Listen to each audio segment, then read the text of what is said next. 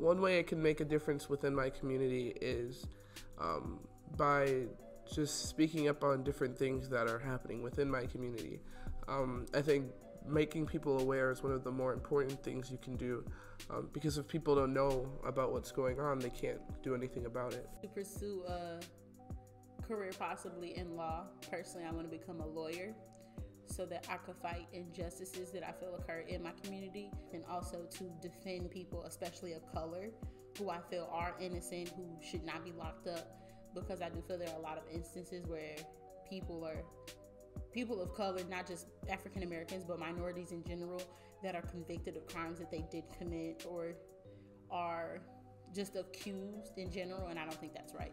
I think advocating for people in our community who don't have as much power and giving them a voice will be the most impactful, because everyone's voice matters. So if we're not getting representation from everywhere, then we won't be able to address all of our problems equally.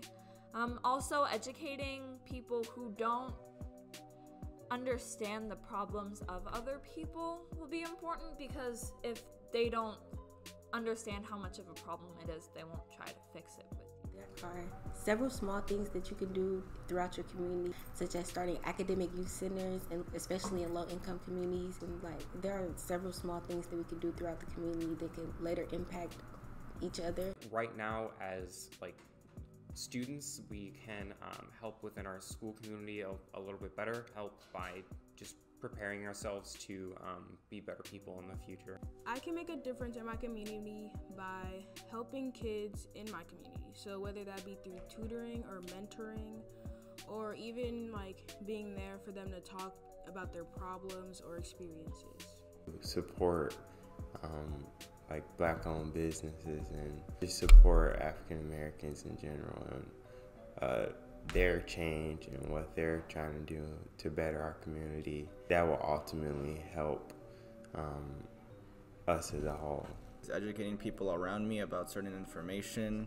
And I can create organizations for African Americans who want to speak up about what's going on around them. By helping the youth and preparing them for the future.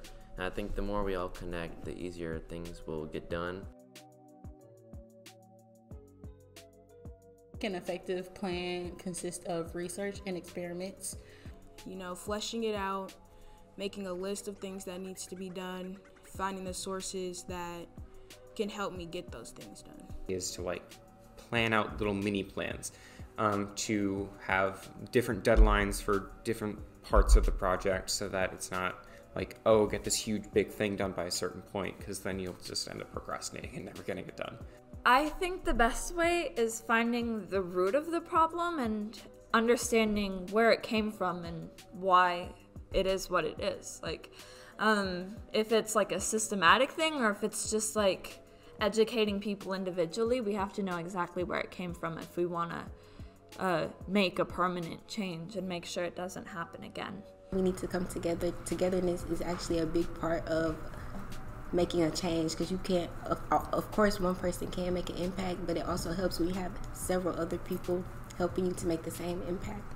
I can try researching and experimenting different ways to help them. You can go around and ask what people would like to see change in their community, and based on that you can start brainstorming ideas as a community, figure out an effective way to execute those and be able to start acting on that plan.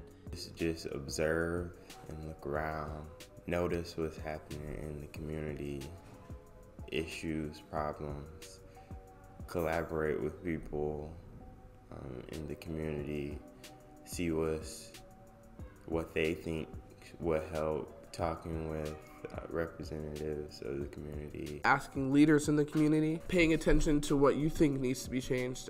If you're within that community, you've probably been paying attention enough to know what needs to be done, or have an idea as to what needs to be done.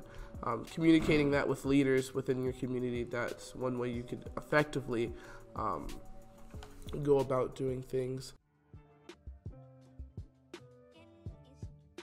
Instead of being disrespectful, because sometimes teachers or the police or principals, they'll say you're being disrespectful, just talk with fact. Like, try not to come off as like aggressive, just be calm and speak with facts. Having a respectful approach, and asking and educating, because like I said, if people don't know about what's going on, they're not going to be able to help solve the problem.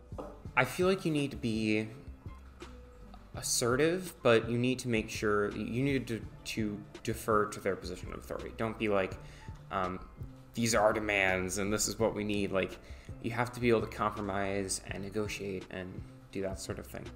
In situations like that, I feel that confidence plays a major role in helping making your point effective, because you could try doing it in a respectful way, and there are also things like peaceful protests that go on. But I feel like that you should also get your point across in any way that you can, any way that you feel necessary, because this is your voice. I don't want anyone to feel like their voice is less important than anyone else's. No one should have to silence themselves. They should speak up for whatever they believe. Understanding the mindset of the people in power and where they're coming from with their beliefs and thoughts will be really effective, because you'll be able to argue or discuss your points in a way that they'll be able to understand and want to help. If you want to be able to understand any misconceptions or prejudices they may have about your problem before going into it, because if they have this generalization about the problem, they might not want to help fix it, and you want their support on. Being respectful goes a long way. It really changes the perspective that many people have on you. Even when they lash out at you and you continue to be respectful, they'll end up changing. By speaking clearly and advocating myself in a powerful manner, I can get to the roots and talk to people of authority and make them. So to talk to someone in authority, I feel that there is a need to assert yourself and in the most respectful and professional way to demand respect. I feel like, especially when talking to people of authority, that it could come off as like, you're just a kid. And I'm like, I have a voice, and like I feel so small. So like to be there, to make yourself present, and to say kind of like, even though I am a teenager, I deserve respect. I deserve to be heard, and to assert yourself in a way to where they have to listen to you, to then form your opinion. Say, I have feelings. This is my opinion that this is wrong, that this isn't wrong, or that this should be done with respect.